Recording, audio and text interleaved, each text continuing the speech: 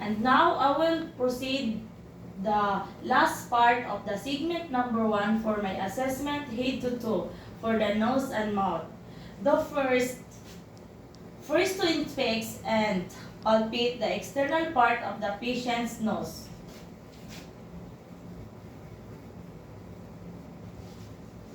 It should be very symmetrical rather, with no lesion, deformities, or division. Now, we check the integrity of the nostril. Sir, please hold your nostril. Inhale, exhale, inhale, exhale.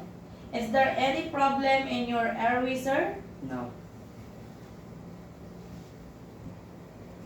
The normal finding is that the air should flow freely in and out of the other nostril.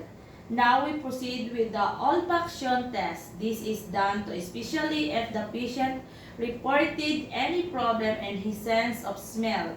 During the health interview, this is to test the olfactory nerve by having him identify a specific smell. Okay, sir, I want you to hold on your nostril again, and I want you to close your eyes, and I have heard a substance and I want you to identify what it is.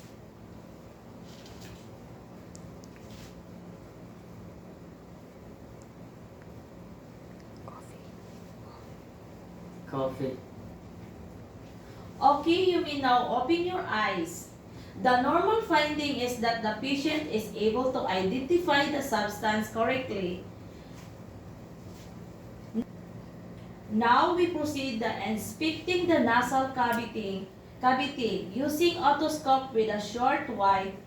The speculum, since I don't have an otoscope, I will be using an improvised otoscope with this pen light.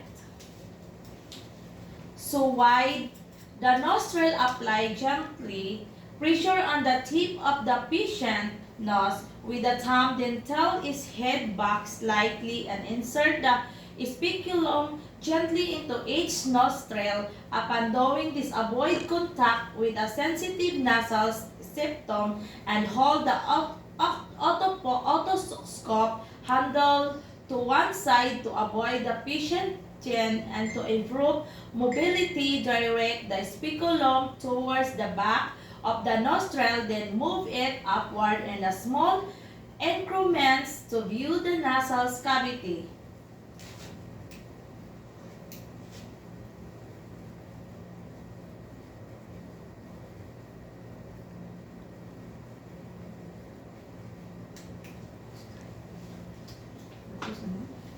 The normal finding is that coarse hair should line the anterior surface of the nostril, and ciliated membrane should be in the posterior part and throughout the nasal cavity. The mucosa rather should appear pink and moist. Lesion, drainage, or obstruction should not be seen. Next, the same position we inspect the nasal septum.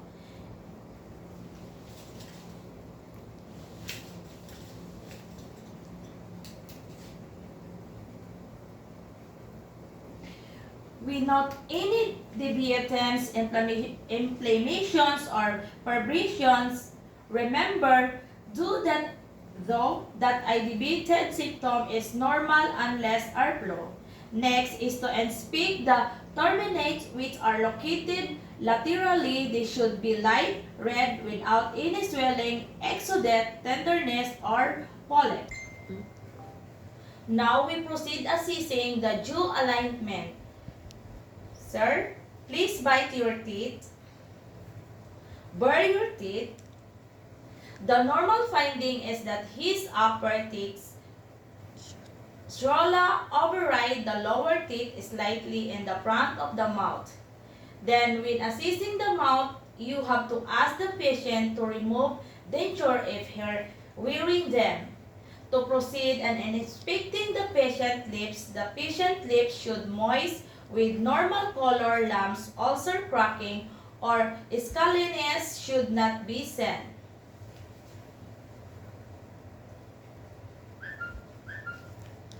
and observe that the lips should close symmetrically. If there is suspicious lesions, then we proceed palpating the lips.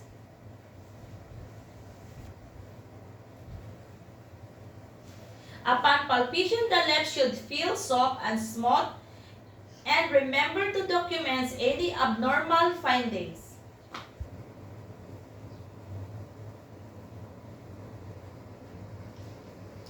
Next, assist the oral mucosa using a tongue blade and the light source. Open mouth using tongue depressor, then pin light and speak.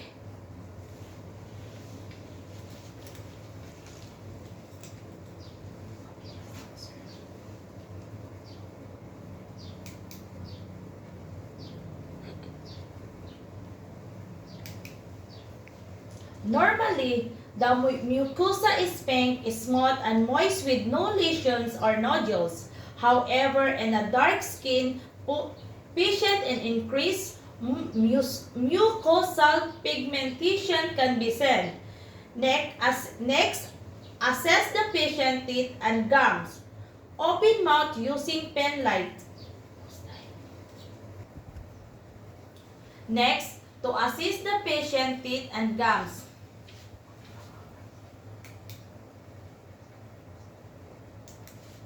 Normally, adults have 32 evenly shaped ivory odored teeth that are firmly embedded in the gums.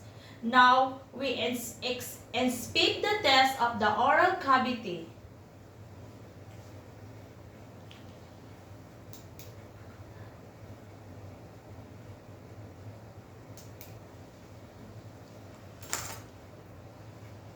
Using the tongue depressor with pen light.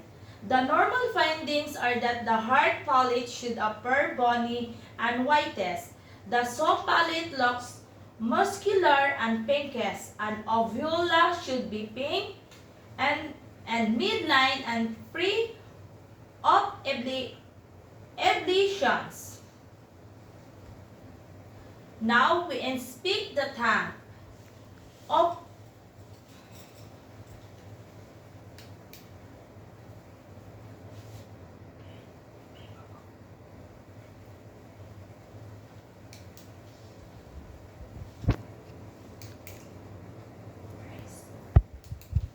The normal findings, the dorsal surface should be symmetrical and slightly with the midline groove and small fissures.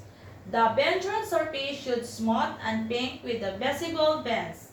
Next, using the gas pad, hold the patient tongue to one side and palpate the floor of the mouth. Using the gas pad, hold the patient tongue to one side and palpate the floor of the mouth.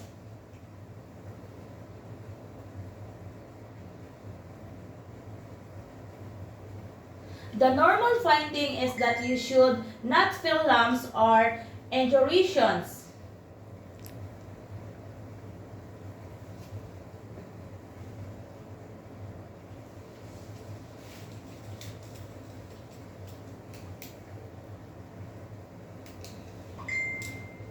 Upon examining the tongue, we note that it should be midline and face of tremors or any lesions. Now we place the tongue blade at the side of the tongue.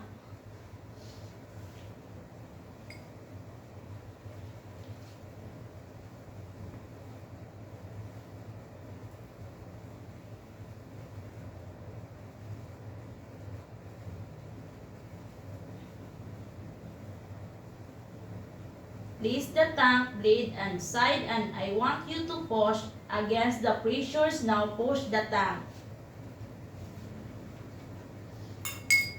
Pressure should be equal on both sides. Side this action test the hypoglossal nerve.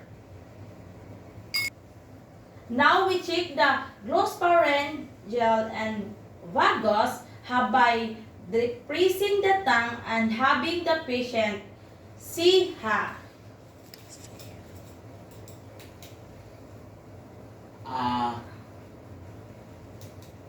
The soup palate should be raised symmetrically and the ovulosity and the midline position. Assist the patient again and and, and assist the parents and tonsil.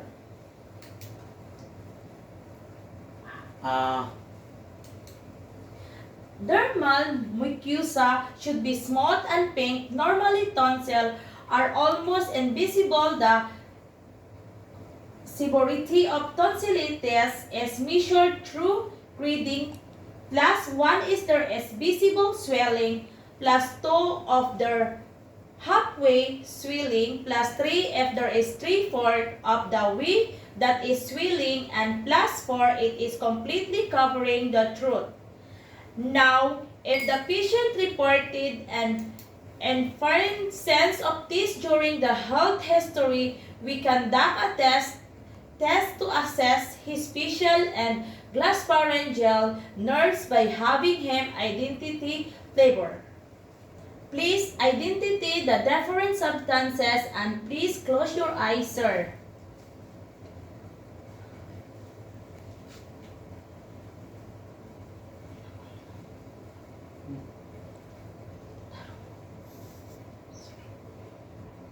Salty.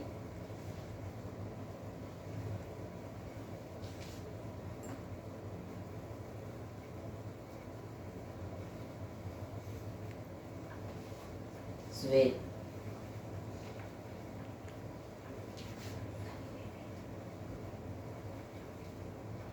Later.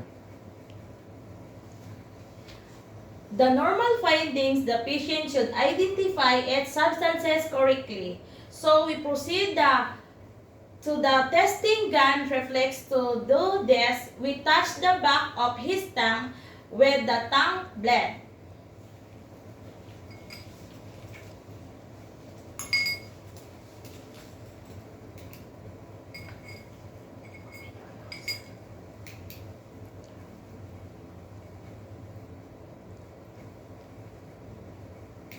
The normal finding is that a patient